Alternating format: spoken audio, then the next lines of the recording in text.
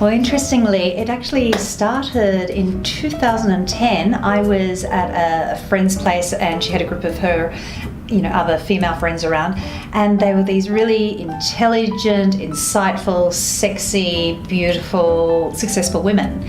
And it came out that not one of them had had sex with their husbands, and in quite a long time, and quite a few, more than one of them hadn't had sex for over 2 years.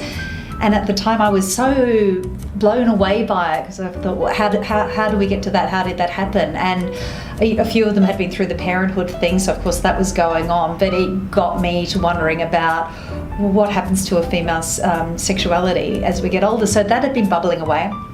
I originally wrote it as a television pilot, and I went to John Edwards, who's a well-known producer here. He loved it, but he was scared he was going to seem like an old man in a raincoat.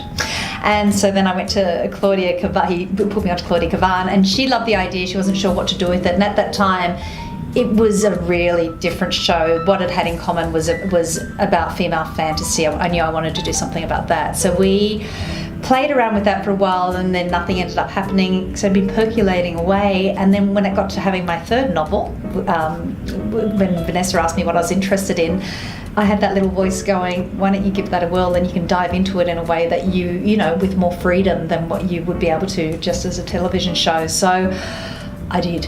And The Upside of Over came out of that. So I'd finished the first draft before the whole Harvey Weinstein thing hit, because I think that hit in about October last year. So it was just, I guess it was serendipity in some ways and synchronicity.